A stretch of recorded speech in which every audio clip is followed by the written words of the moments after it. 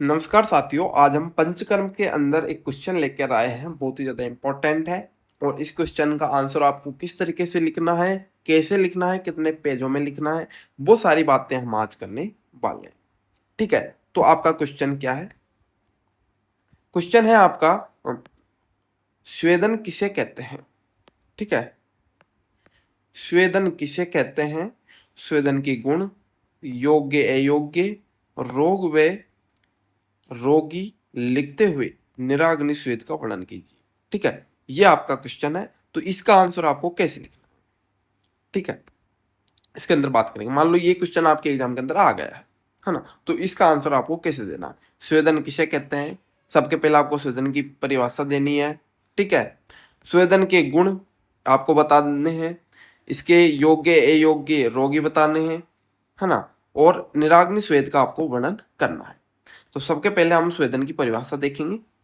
वह क्रिया जिसके द्वारा शरीर में स्वेद यानी पसीना, स्वेद का मतलब क्या होता है? पसीना उत्पन्न होता है, जो शरीर की जकड़ाहट, भारीपन और ठंडेपन को दूर करता है, उसे स्वेदन कहते हैं।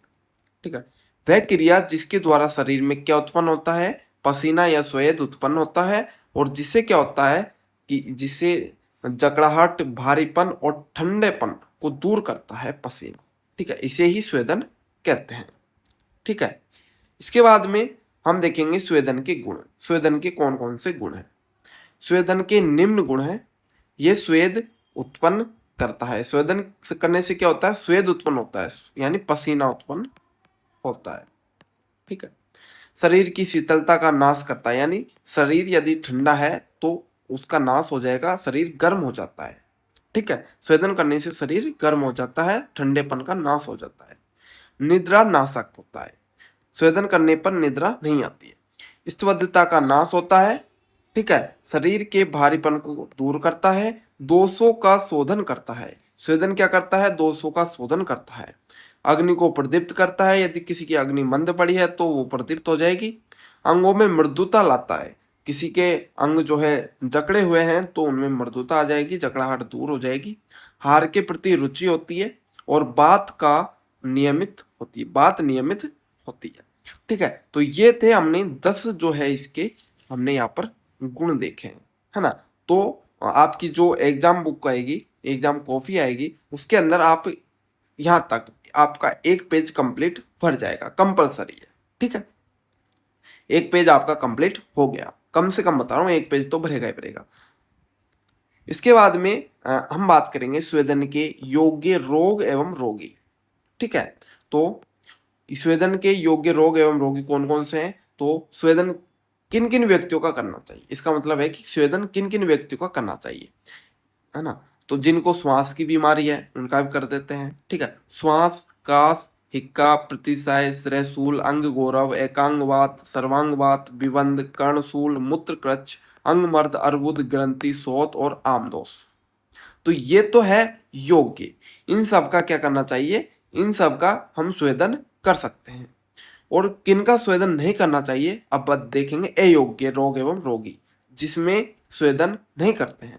अतिसारी, रक्त पित्त रोगी, दुर्बल, गर्भिणी, पित्त प्रकृति, दूध पिए हुए, मद पिए हुए, कामला, मध्य सेवन, अंडकोश वृद्धि, ओज क्षय, विदग्ध, भ्रष्ट और गुदभ्रंशी, इन सब रोग व रोगियों का जो है स्वेदन नहीं करते हैं। ठीक है, तो एक पेज आप इसके अंदर आराम से भर सकते हो। इसके बाद में आपका आता निराग्नि स्वेद, इसका इसने वर्णन पूछा है। ठीक है, तो निराग्नि स्वेद कितने होते हैं? 10 होते हैं। क्रोध, व्यायाम, क्षुधा, उपनाह, आतप, गुरु आवरण, उष्ण सदन, भवपान, भय और वाहाव। तो इस प्रकार से निराग्नि स्वेद के 10 वेद बताए गए हैं।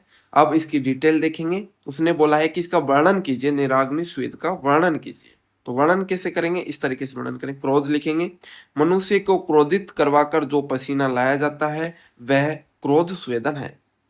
व्यायाम, व्यायाम के द्वारा पसीना लाने को व्यायाम स्वेद कहते हैं। और क्षुधा, भूख लगने पर भोजन न करने से जो पसीना आता है उसे क्षुधा स्वेद कहते हैं।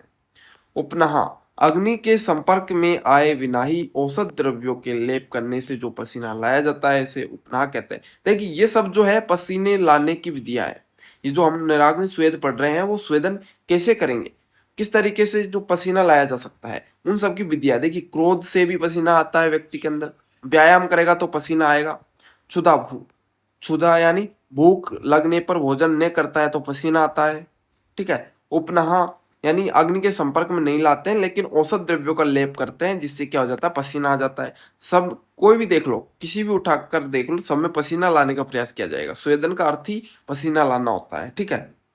आतप सूर्य की किरण के द्वारा पसीना लाया जाता है। गुरु आवरण भारी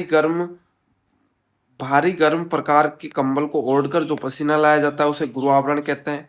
उष्ण सदन यानी उष्ण मकान में रहने पर जो पसीना आता है उसे उष्ण सदन कहते हैं। बहुपान अति मात्रा में पेय पदार्थ पिलाने से जो पसीना आता है उसे बहुपान कहते हैं, ठीक है, बहुपान स्वेद।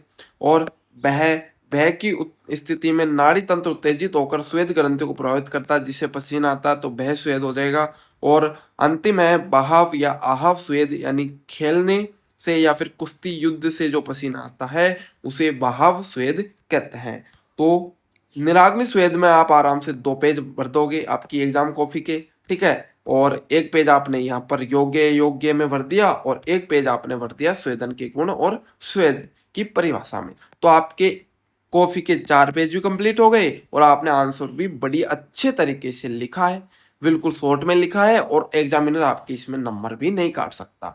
इस तरीके से आप इसका आंसर देते हैं तो आप 16 या 18 प्लस जो है नंबर आपको एग्जामिनर देगा ही देगा किसी भी स्थिति में, ठीक है। तो ये होते हैं देखिए पूरे नंबर लाने के तरीके। क्वेश्चन देखा आपने, क्वेश्चन में एक एक पॉइंट का आंसर आपको देना है। देखिए क्वेश्चन ने बोला था स्वेदन किसे कहते हैं, तो हमने स्वेदन की परिभाषा दे दी।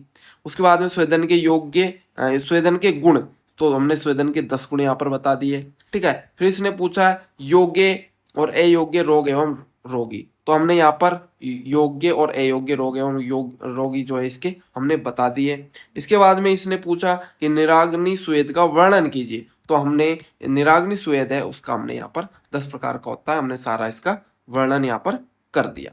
तो ये था आपका जो है पंचकर्म का एक क्वेश्चन, जिसको हमने आपको बता दिया किस तरीके से क्या करना है। बाकी अब आपको जो है किस विषय पर आपको चाहिए, कौन से क्वेश्चन पर आपको वीडियो चाहिए, आप कमेंट करके जरूर बताएं। और यदि आपके लिए वीडियो हेल्पफुल रही हो तो आप वीडियो को लाइक करें और चैनल को सब्सक्राइब करना ना भूलें, ठीक है साथियों।